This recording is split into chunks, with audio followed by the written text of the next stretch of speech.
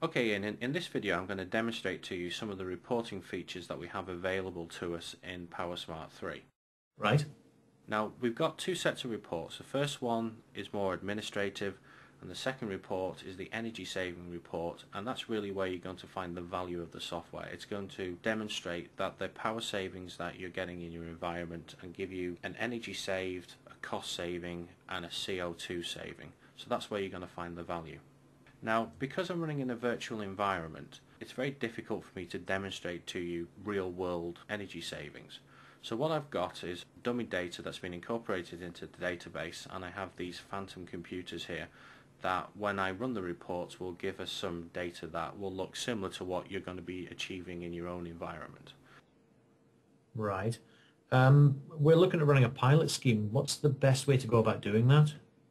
Well, there's several ways of doing it, but really I think the easiest way is pick 25 machines that are in your environment, a cross-section of machines. Don't just pick a group of machines in one department. And then deploy the client to those machines. Don't install any power management scheme, because what will happen is during that 2-week period, the new boundary client will log any energy saving event on that computer.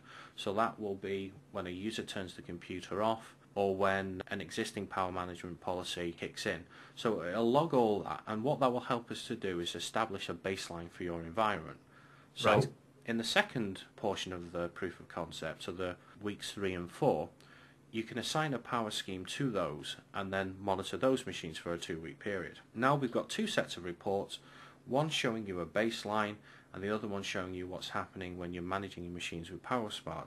And obviously then what we're looking at showing you is a energy saving and a CO2 reduction when you're managing machines compared to when you're not managing machines. All right then. What I'm going to do is have a quick look at some of the administrative reports. So if I right click on, say, my finance department, select reports and computer reports, this is one way of bringing up the administrative reports, and I can have a look at, say, the energy savings. And what this will do will give me a list of all the machines that are a member of that group when they went into an energy saving event and when they came out of it, and how long they were in that energy saving event for. So I can do things like create filters. I can look for all the machines that have been in a power saving event for, let's say, more than 8 hours. So if I click on 8 there, click OK, it will filter that down and I can sort from bottom to top. So it just gives me a quick idea of the length of time that machines are in a power saving event. Okay, straightforward. Yeah, that's just a quick look at, what you can achieve with the administrative reports. But I think where the value of the software is going to be in the energy savings for you. So my finance department, if I click on power schemes, has the maximum energy savings, and my marketing department has moderate energy savings assigned to them. So what I'm going to do is just show you how I'm going to get a report from both of those and then compare those reports. But before I do that, there's some assumptions that I must plug into the calculator before we move forward. So I'm going to click on assumptions. And the first thing you're going to need to find out from your facilities manager is how much per kilowatt you're paying. Now, the average price in the UK is around 11 pence per kilowatt. And obviously you've got some machines I know in Europe, so if you want to use a different currency, all you need to do is select the currency in that particular region that you want to look at. For every kilowatt of energy that your computer uses, that's generating 2.3 kilograms of CO2 emissions.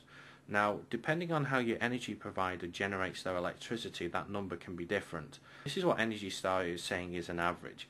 If you're in a country like Brazil, for example, they get 80% of their energy from renewable sources like hydroelectric, so their CO2 emissions are much lower than, say, ours in the UK, where we get the bulk of our energy from gas and coal. So you'll need to find those numbers out as well, and your facilities manager will probably be able to tell you that as well. All right. The next thing that we need to look at is the wattages of the machines. Now, your average business desktop is obviously no powerhouse, and we're looking at, on average, round about 150 watts, including the monitor. Now, obviously, if you've got machines that have got 2 monitors or large AutoCAD computers which consume a lot of energy, that number is going to be different. But on average, your average business machine is around about 150 kilowatts. Right. Now, what I've got here is 2 tick boxes. Include estimate savings from monitors and in the energy saving calculations. Now obviously there's no client for a monitor, but we know when they go into a standby mode and we know when the machine goes into a hibernation mode, so we include that time difference in the energy savings. And the additional one here is event filtering, so we're also including shutdown events in the calculations. All right, okay. Okay, so once I've done that, what I'm going to do is look at my maximum energy savings. If I wanted to look at my whole enterprise, by the way, and all the power schemes that I've deployed in my environment, all I need to do is click on all schemes and then select my time span. But because I'm just going to look at two individual ones, I'm just going to select maximum energy savings. And I'm going to have a look at those energy savings for a 2-week period starting, let's say, March the 1st. So if I click on calculate savings, based on the assumptions that I've plugged in, for these 13 days and 11 hours, my 25 machines have saved 480 kilowatts of energy, which is a £52.90 cost saving, with over 1100 kilograms of CO2 have been saved. So based on this actual savings, we will give you a projected energy saving over a 12-month period here. And what you can do, you can save that as a text file, and you can also print these off as a HTML report. So if I show you the preview, I'll give you an idea of what it looks like. So it will tell you the name of the report, when you run it, the actual energy savings you've got, your projected energy savings, the assumptions that you've plugged into the calculator, and the start and end time. That's useful.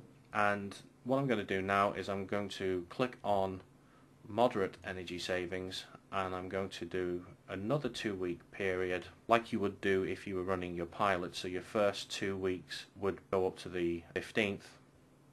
So if I click on the 15th, so this would be for my next 2-week period, click on calculate savings, and now I've got a different set of numbers, and again I can save that to a text file, or I can print them off as an HTML report. But what I want to do is compare those two reports now, because obviously you want to compare one report against the other, so your baseline report compared to your energy savings report with a power scheme. So if I click on compare, I can select which reports that I want to use. So I'm going to be selecting maximum energy versus my moderate energy, and as you can see here, it tells you the data that you're looking for. You can save that as another text file, so I can call that compare report.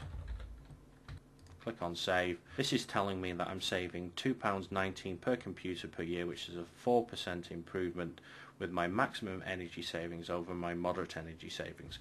So obviously when you run your proof of concept, you're going to be looking at something that's going to be quite different. Obviously my projected savings here are telling me that I'm going to be saving £55.14 over a 12-month period. And I would say on average you're looking at anywhere between sort of £35 to probably the high end being £60. But obviously that depends how long your machines are turned off for.